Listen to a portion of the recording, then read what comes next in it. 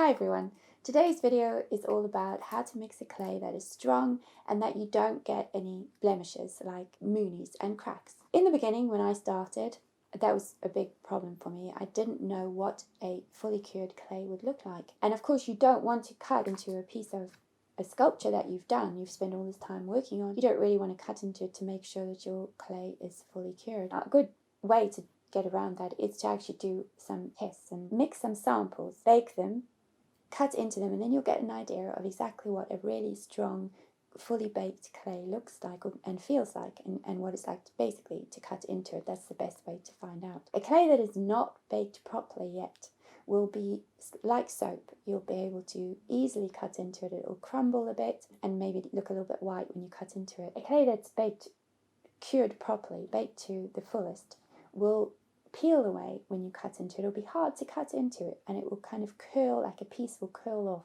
as you cut it. So over the years I've been experimenting with a few clays, and I always come back to this clay mix that works very well for me. It's 50% Fimo and 50% CERNIT. I don't weigh it as a rule, but it's basically equal parts Fimo and CERNIT. To the CERNIT and the Fimo I add a small piece of white.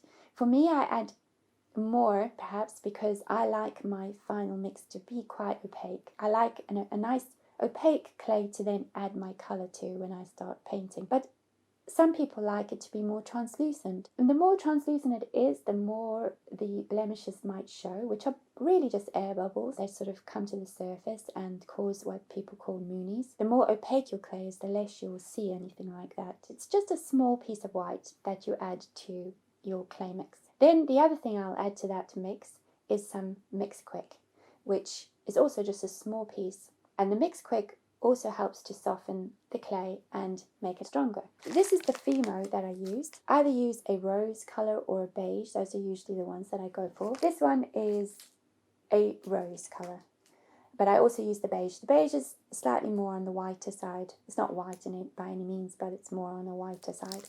And then I also use the CERNIT. For CERNIT, I usually just use the flesh tone. Then I use opaque white, a little piece of opaque white. So for example, if I'm using that much of my Fimo and the same amount of my CERNIT, then the white that I would use for that is probably about that much white. So it's a very small amount of white. You could use less than that. I just like that kind of quite opaque look to the final baked clay. And the final thing that I would add to that is a little bit of Mix Quick, and again it would be a small piece of Mix Quick. The CERNIT makes the Fimo clay softer. Fimo on its own can be quite stiff and it can split when you're trying to blend a new piece of clay into your sculpture. It's on the drier side. CERNIT adds a softness to your mix. When you're baking the clay, you need to bake it at the 130 degrees, which is what CERNIT bakes at, whereas Fimo will bake at 110. So you bake it at the 130 for the same amounts of time that you would bake any sculpture. And I find that that gives you a very strong finish because you're baking it at a higher temperature. Nothing burns. I've never had any burning with that mix. I've never had cracking with it.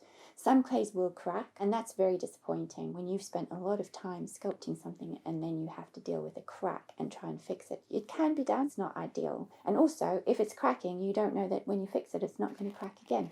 So this particular mix has never given me cracks. When I'm finished, the baked piece is always very strong. I think everybody will find the mix that works well for them. So I think that it's the only way to do it. It's just that's what's worked for me. What I found through my years of sculpting is try everybody's ideas. You will take pieces from everyone's ideas and then you will find what works best for yourself. So if you do try it, I hope it works for you too. I'll do another video on how to bake sculptures because that is a whole process of its own.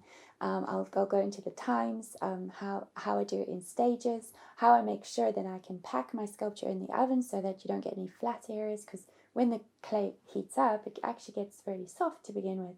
So if it's lying on something, that area will get flat and shiny, and we don't want that in a sculpture. I hope you enjoyed this. If you would like to see more, sort of a look into my studio, what I'm doing, real-time videos on sculpting a figure, please join me on Patreon. I would love to see you there. Otherwise, there will definitely be new videos coming out soon. So I hope you have a really good time sculpting.